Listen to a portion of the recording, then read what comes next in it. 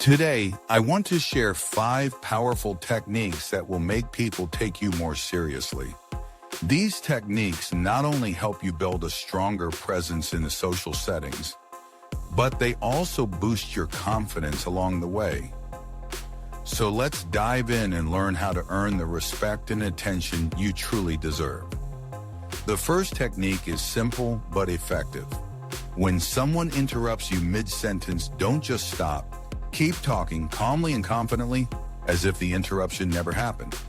Now, you might think that's a bit rude, but trust me, it's not.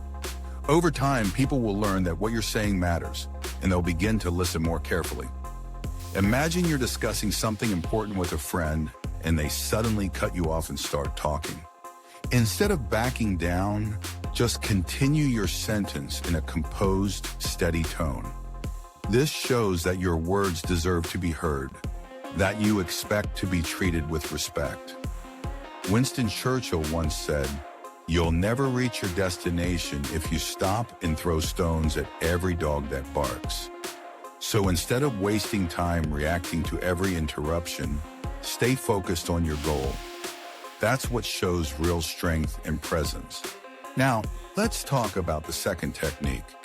How to respond when someone hurts or disrespects you in a way that makes them think twice before doing it again. It's tempting to snap back or try to get even, but there's a better, more powerful way. Let's say a coworker or a friend did something that really upset you. Instead of ignoring it or lashing out, calmly confront them. Look them in the eye and say, with a firm but respectful tone, "That really hurt me." For example, imagine someone shared a personal photo of you online without your permission. Rather than losing your temper, set up a time to talk and clearly explain how it made you feel. Say something like, "When you posted that photo, it really upset me. I hope next time you'll think twice before doing something like that." This approach shows emotional maturity and teaches people to respect your boundaries. Before we continue, if you've been enjoying this video so far, don't forget to hit that like button. It helps more people discover this content, and I really appreciate it. And if you haven't subscribed yet, go ahead and join the channel. Now let's move on to the third technique. Use the forehead gaze.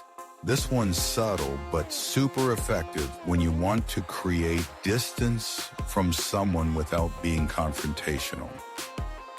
Let's say you're at a party or at work and there's someone who always drains your energy. Instead of pretending to enjoy the interaction or forcing a smile, use this trick. When talking to them, look slightly above their eyes. Focus on the center of their forehead. And this tiny shift creates just enough discomfort that they naturally start pulling away from you without even knowing why.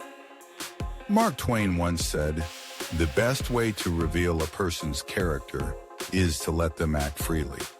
By using this technique, you're non-verbally telling the person, "I'd prefer a little distance," without saying a word, and still keeping it classy, especially with a polite smile. The fourth technique is a subtle mindset shift. Stop saying it's okay when someone repeatedly apologizes for the same mistake. Instead, say thank you. Let me explain.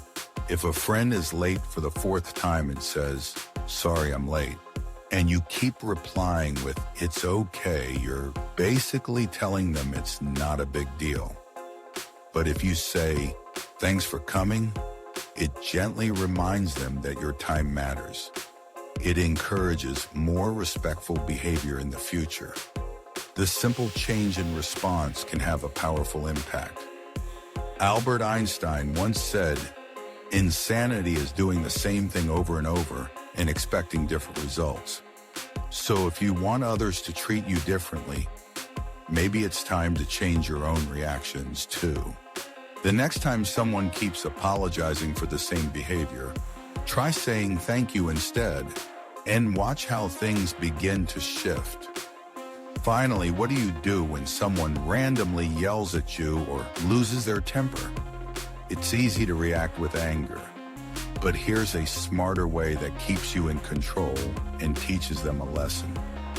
Imagine you're standing in line and someone behind you starts complaining loudly and blaming you for moving too slow. Instead of getting angry, turn to them and calmly say, "Sounds like you're having a rough day." This unexpected response often catches people off guard, instantly diffuses tension, and might even lead to an apology. Stephen Covey once said, "We choose our response, and that's where our power lies."